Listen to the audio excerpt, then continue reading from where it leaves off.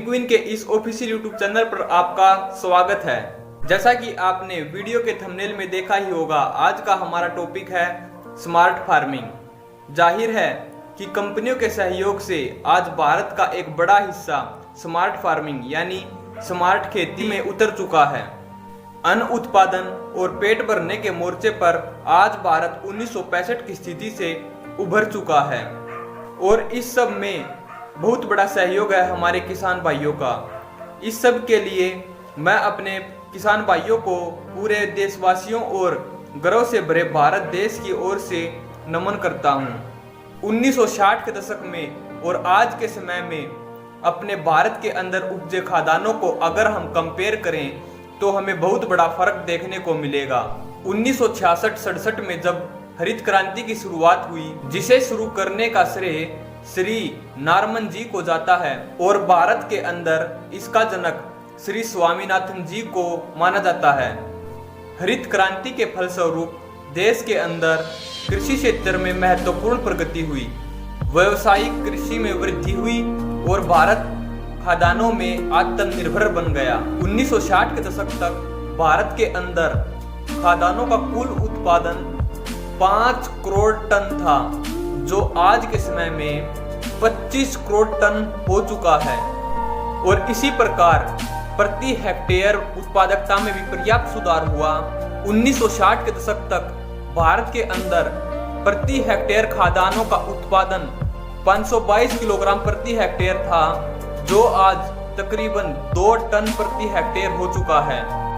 इसी प्रकार 1960 के दशक के बाद खाद्यान्नों में अनेक परिवर्तन आए, लेकिन इनमें से एक सबसे खतरनाक परिवर्तन ये आया कि नवीन कृषि नीति के परिणाम स्वरूप रासायनिक उर्वरकों के उपभोग में भी तेजी से वृद्धि हुई।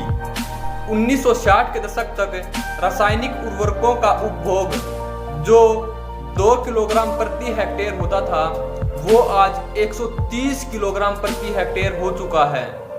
इसी प्रकार रासायनिक खादों की कुल खपत जो 3 लाख टन होती थी, वो आज 250 लाख टन के आंकड़े को पार कर चुकी है। और इन्हीं आंकड़ों के मुताबिक आज भारत का हर बच्चा, हर युवक, हर बूढ़ा 50 ग्राम जहर प्रतिदिन खाता है। छोटे छोटे बच्चे हिंसक स्वभाव के हो जाते हैं, लेकिन इस सब के लिए हम अपने किसानों को कदापि जिम्मेदार नहीं ठहरा सकते, क्योंकि वो तो ऑर्गेनिक खेती भी कर सकते हैं, लेकिन उसे उसकी फसल की बराबर कीमत तो मिले। खैर, लोगों का ध्यान अब खाने की पौष्टिकता और जैविक उत्पादन पर है। परिणाम स्वरूप रासायनिक खादों और कीटनाशकों के इस्तेमाल के बिना पैदा की गई कृषि उपजों की मांग बढ़ रही है, जिसकी वजह से जैविक उत्पादकता का दायरा बढ़ रहा है। और सदी के इस तीसरे दशक में बाकी दुनिया के अलावा भारत में भी इसका दौर बढ़ेगा। आने वाले दिनों में यह बदलाव इंडोर खेती या ग्रीन हाउस के रूप में दिखाई देगा, जिसकी शुरुआत जापान में हो गई है। जापानी कंपनी सोनी वहां के मियागी प्रांत में इसकी शुरुआत कर चुकी है और भारत के अंदर भी ग्रीन हाउस खेती दिखने लगी है। आगामी दिनों में वर्टिकल खेती बढ़ने की संभावना है। दुनिया भर में आम लोगों को सहूलियत देने के लिए शहरीकरण पर ध्यान दिया जा रहा है। ब्रिटेन में वर्टिकल यानी छत पर खेती लगातार बढ़ रही है। भारत भी इससे छूता नहीं है।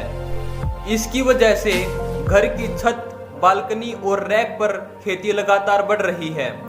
भारत के महानगरों में ऐसे नज़ारे दिखने लगे हैं। हम अपने इस YouTube चैनल के माध्यम से ना आपको इस तरह की खेती की जानकारी देंगे, बल्कि आपको ट्रेनिंग भी देंगे। तो जल्द से जल्द इस चैनल को सब्सक्राइब करें और इस वीडियो को शेयर करना बिल्कुल ना भूलें। चैनल को सब्सक्राइब करके मुहिम का हिस्सा बनने और इस वीडियो को लाइक करके हमारा उत्साह बढ़ाने और इस वीडियो को किसी अपने को शेयर करके अपनों की मदद करने के लिए आपका दिल की गहराइयों से बहुत बहुत धन्यवाद। जय हिंद, जय भारत।